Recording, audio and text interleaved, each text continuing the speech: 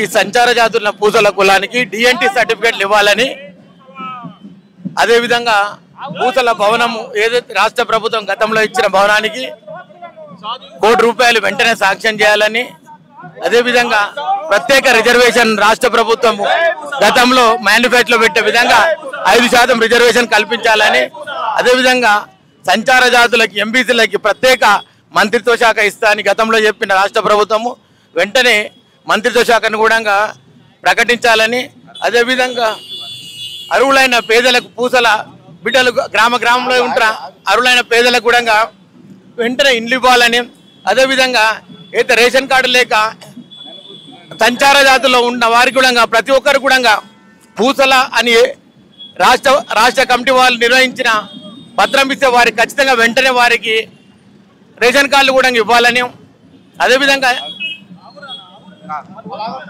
మార్వాడి వల్ల పూసల వాళ్ళు ఎలా మార్వాడి వాళ్ళు రావడం వల్ల పూసల జాతి మొత్తం కూడా చాలా ఇబ్బంది పడుతున్నది. ఇప్పుడు మేము అమ్ముకోలేకపోతున్నాము. మార్వాడి వాళ్ళు రావడంతో గతంలో ఉన్న మా వ్యాపారాలు కూడా కుంటుపడ్డాయి. ప్రధానంగా మార్వాడి వాళ్ళ వలన ప్రధానంగా ముఖ్యంగా నష్టపోయింది పూసల వాళ్ళే.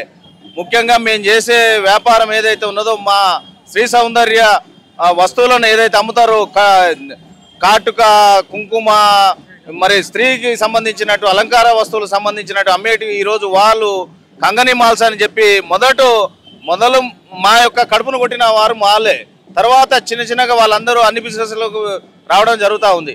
మేము ఒకటే ప్రధానంగా కోరేది ఒకటే, పూసల వారు సంచార జాతుల వారు కోరిక సంచార జాతులు ఎంత సంఖ్యలో ఉన్నారో మేమెంత మాకు అంత ఇవ్వాలనే ఒకే నినాదంతో ఈరోజు తెలంగాణలో ఉన్న సంచార జాతులు అందరూ కూడా ఐక్యమై దాదాపు 64 కులాలు ఈరోజు రవీంద్ర భారతిలో వారి యొక్క ఆత్మ గౌరవానికి వారి యొక్క ఆవేదనను చూపించడానికి వాళ్ళ హక్కుల కోసం మరి ఈరోజు ఈ సభ పెట్టడం జరుగుతూ ఉంది. ఈ సభ నుండి ఒకటే నినాదం, మాకు 10% రిజర్వేషన్ ఇచ్చినాం అప్పుడే మరి సంచార జాతులు బాగుపడతాయి.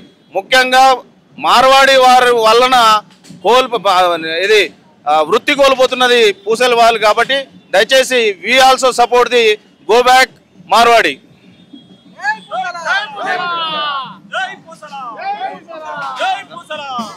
మార్వాడి వల్ల మీకు ఎలా ఇబ్బంది? వాస్తవానికి కూడా ఈ రోజు కార్పొరేట్ సంస్థలు వచ్చి మరి పెద్ద ఎత్తున మరి ఈ పూసల జాతికి మరి ఇబ్బందిగా మారి మరి ఆర్థికంగా వెనుకబాటుతనం అయిపోయింది. మరి అందుకే మరి గత ప్రభుత్వాలు చూస్తే మరి చెప్పుడు మాటలకే పరిమితమైనటువంటి ప్రభుత్వాలు, మరి గత చరిత్ర చూసుకుంటే 40 సంవత్సరాల నుంచి కూడా ఏ ప్రభుత్వం వచ్చినా కానీ ఎక్కడ కూడా గుర్తించేటువంటి సందర్భాలు లేవు. ఈ రోజు మరి గౌరవనీయులు ముఖ్యమంత్రి రేవంత్ రెడ్డి గారు ఆదేశాలతోటి మరి నిజంగా కూడా అట్టడుగు వర్గాలు ఉన్నటువంటి ఆ జాతులని మనం అభివృద్ధి చేసినట్లయితే జీవితంలో వీళ్ళు మనల్ని గుర్తుపెట్టుకుంటారు. మరి మంచి మార్వాడికి మద్దతు ఇస్తారా? పూసల జాతి తప్పనిసరిగా మార్వాడికి గో బ్యాక్ కావాలి. మేము కూడా మద్దతు ఇస్తున్నాము. ఎందుకంటే కార్పొరేట్ సంస్థల వల్ల చిన్న వ్యాపారస్తులు అవినం అయిపోతున్నాయి. కాబట్టి వాళ్ళని గో బ్యాక్ చేసి మరి ఇక్కడ ఉన్నటువంటి జాతులని అభివృద్ధి చేసినట్టయితే వీళ్ళు అభివృద్ధి చెందుతారు. అదేవిధంగా డిఎన్టీ సర్టిఫికేట్ ఇచ్చినట్టయితే పిల్లలకు విద్య ఉద్యోగాలు మరి మంచిగా తీసుకునే అవకాశం ఉంది. కాబట్టి దయచేసి ముఖ్యమంత్రి గారు చేసేటువంటి నిర్ణయాలు చాలా బాగున్నాయి. అందులో మేము అభివృద్ధి చెందుతామని మాకు పూర్తి నమ్మకం ఉంది. గౌరవనీయులు ముఖ్యమంత్రి గారికి మేము విన్నవించుకుంటున్నాము. ఈ యొక్క అభివృద్ధి ఈ యొక్క ముఖ్యమంత్రితోటి అవుతుంది. ఈ సంచార జాతులని న్యాయం చేయడానికి కేవలము ఒక అభివృద్ధి మరి ఈ యొక్క రేవంత్ రెడ్డి ముఖ్యమంత్రితోటి అవుతుంది. కాబట్టి మరి గత ప్రభుత్వాలు శూన్యంగా చెప్పడానికే పరిమితం అయిపోయినాయి. మరి ఇప్పుడు మరి ఖచ్చితంగా రేవంత్ రెడ్డికి మేము ధన్యవాదాలు తెలుపుకుంటున్నాము. మరి ఈ విధంగా మరి ప్రభుత్వం మాకు తగిన న్యాయం చేస్తుందని ఆశిస్తున్నాం. మార్వాడి గో బ్యాక్ పూసల సంఘం, యావత్ తెలంగాణ పూసల సంఘం దీనికి మద్దతు ఇస్తున్నాము. మేము మా సంచార జాతులకు న్యాయం చేసే వాళ్ళ డిఎన్టీ సర్టిఫికేట్ మాకు ఇవ్వాలి. అలాగే మా పిల్లల భవిష్యత్తు గురించి డిఎన్టీ సర్టిఫికేట్ వలన కార్పొరేషన్ అంటే డిఎన్టీ కార్పొరేషన్ సెంట్రల్ గవర్నమెంట్ ఇచ్చే డిఎన్టీ కార్పొరేషన్ స్టేట్ గవర్నమెంట్ కూడా మాకు అందించాలి. దీనివల్ల మా పిల్లల భవిష్యత్తు బాగుపడుతుంది. వాళ్ళు చదువుకున్న జాబులలో కూడా పర్సెంటేజ్ వచ్చి మేము బాగుపడతామని కోరుకుంటున్నాము. రేవంత్ రెడ్డి ఖచ్చితంగా మాకు న్యాయం చేకూరుస్తారని చెప్పి కోరుకుంటున్నాము. జై పూసల.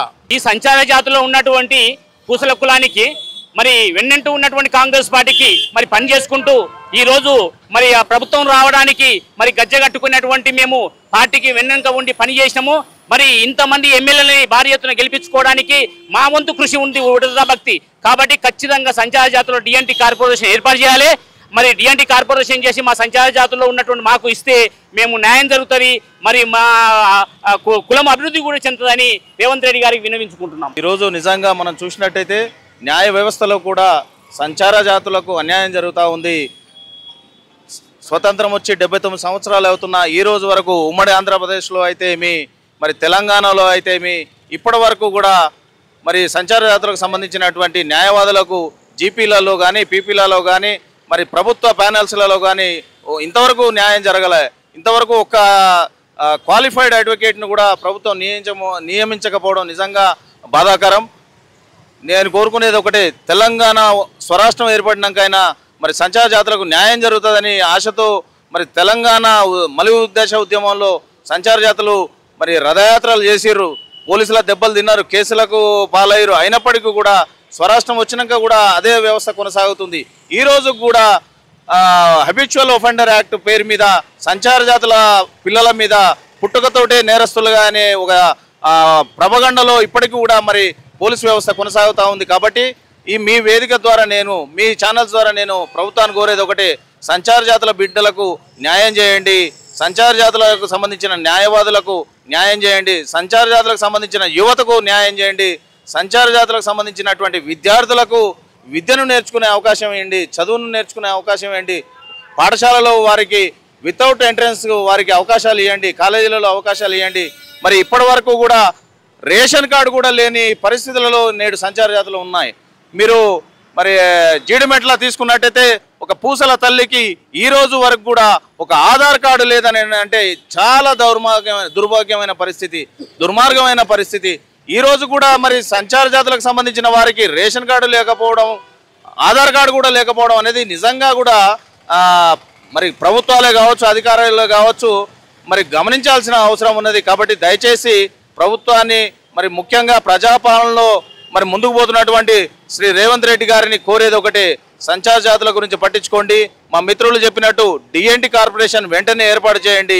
సంచార జాతులకు ఆ కార్పొరేషన్ ద్వారా ఆర్థికమైన ఆలంబన వస్తుంది.